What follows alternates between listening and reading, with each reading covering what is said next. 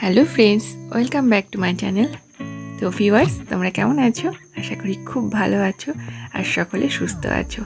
তো আজকে আবার তোমাদের জন্য একটা রেসিপি নিয়ে চলে এসেছি।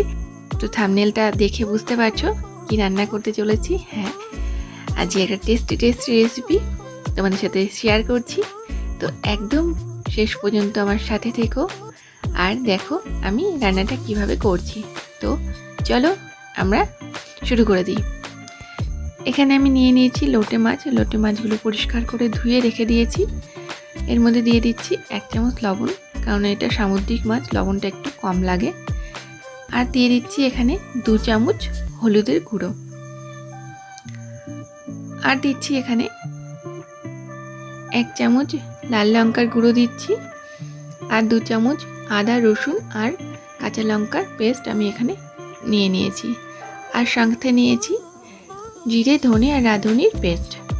এবার এই মিশ্রণটা আমি একসাথে মাছের গায়ে খুব ভালো করে মিশিয়ে নেব। তো দেখো বন্ধুরা, আমি চামচ দিয়ে খুব ভালো করে মাছের গায়ে কিন্তু মিশিয়ে নিচ্ছি। যদি প্রয়োজন মনে হয় তোমরা হাত দিয়েও খুব ভালো করে মাছের গায়ে মিশিয়ে নিয়ে কিছুক্ষণ 10 থেকে 20 মিনিট এভাবে রেখে দিতে পারো।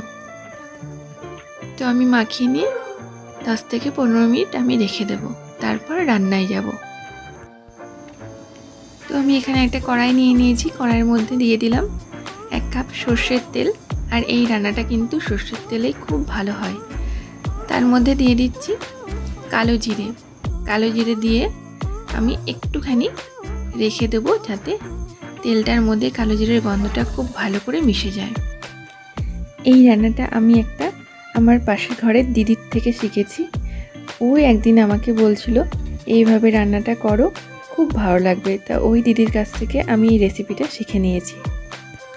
এরপর তেলটা একটু নাড়াচাড়া দিয়ে আমি এর মধ্যে লম্বা লম্বা করে আলু কেটে রেখেছি। ওই আলুগুলো আমি এই তেলটার মধ্যে দিয়ে ভেজে নেব। একটু হালকা করে ভাজবো, খুব একটা বেশি ভাজবো না। তো দেখো আলুগুলো দিয়ে দিয়েছি।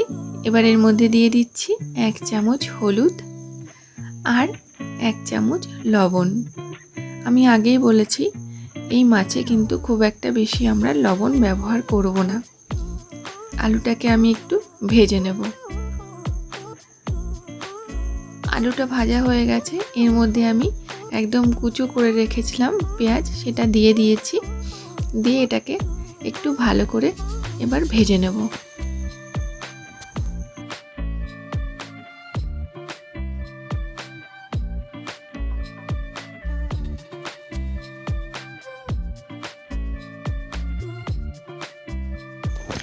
আলু আর পেঁয়াজটা অনেকটাই ভাজা হয়ে গেছে। এবার আমি মাছটা এর মধ্যে দিয়ে দিলাম।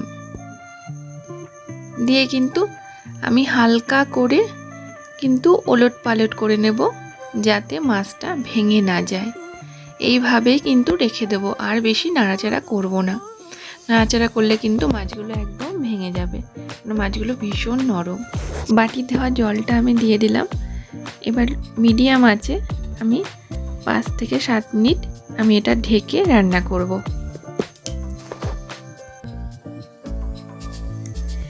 ঢাকনাটা খুলে আমি 5 থেকে 7 মিনিট পরে কেটে রাখা টমেটোগুলো দিয়ে দিলাম আর হালকা করে মাছটার মধ্যে ছড়িয়ে দিলাম।